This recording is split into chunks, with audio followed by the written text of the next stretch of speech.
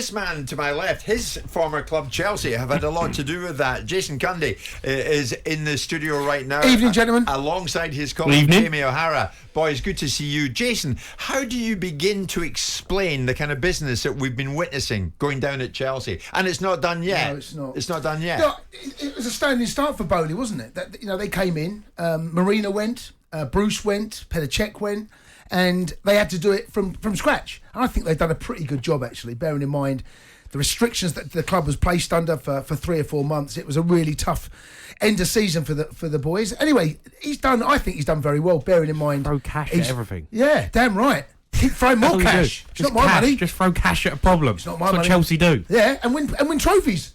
That's what we do as well. Well, I mean, he's not wrong, to be quite honest, Jamie, is he? But do you think it's all been a bit scattercash, too much that way? I don't think they've improved the team. I think with the players that they've signed, look, Aubameyang, I think that's a decent signing. They need a number 9. Wesley Fofana, come on. But Rudiger was there, and for me, they bought Koulibaly in, and he looks a bit shaky. So they've spent money, yes, but have they got any better? Cucurella's come in; he's not better than Chilwell, in my opinion. So, yeah, the money's been spent. The squad's, I mean, Cucurella's better than Alonso. Is he? Yeah.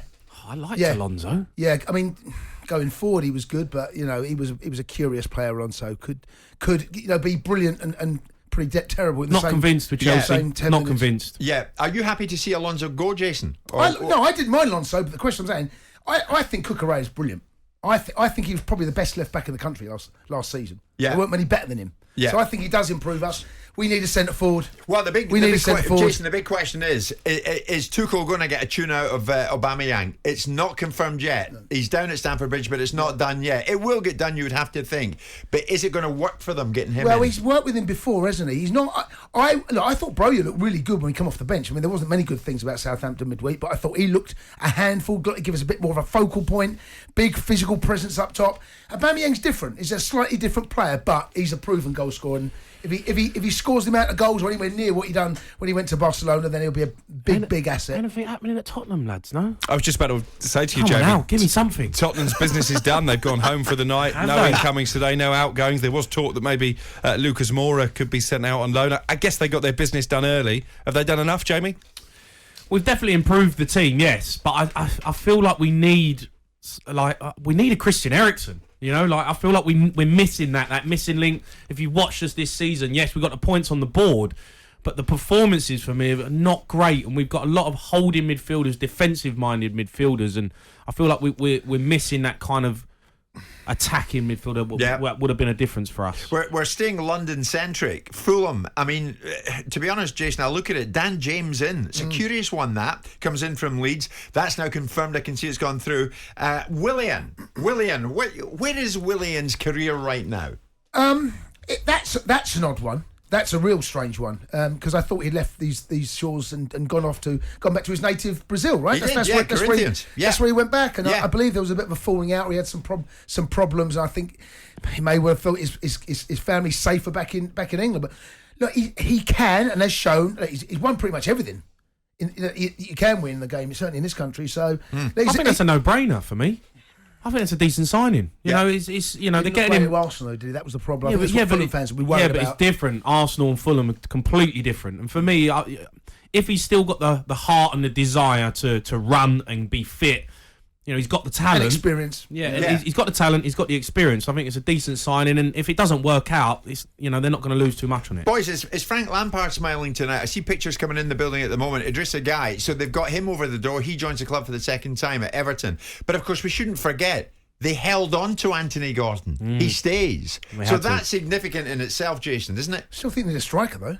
He's not number 9, is he? I mean, he does a job. Good point. I felt, and Frank's post-match in a lot of the games this season was almost suggesting that telling the board we need someone up top. Yeah. That hasn't happened, has it? No, it hasn't. No. We still wait for confirmation about Aubameyang.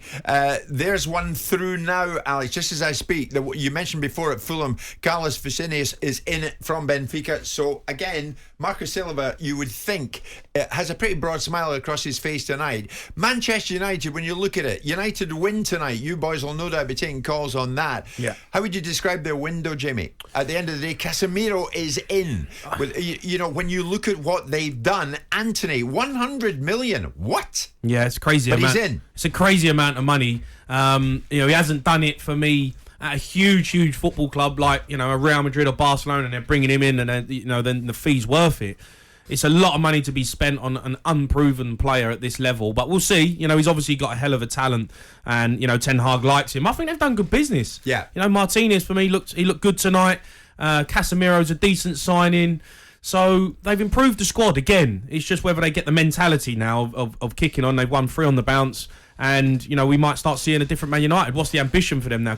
Should they be in the top 4? Yeah. Because a lot of people have wrote them off. Well, Simon Jordan's still very disappointed at the way Ten Hag dresses, but that's up to Simon. Yeah. We'll take you through the deadline thereafter. You guys will carry on. I know exactly. Have you seen what he wears? And then, Jason, what have you got for us? You guys are going to be just taking calls, yeah. I mean, from the Man United game, the fallout from that, as Jay just said, 3 wins on the spin.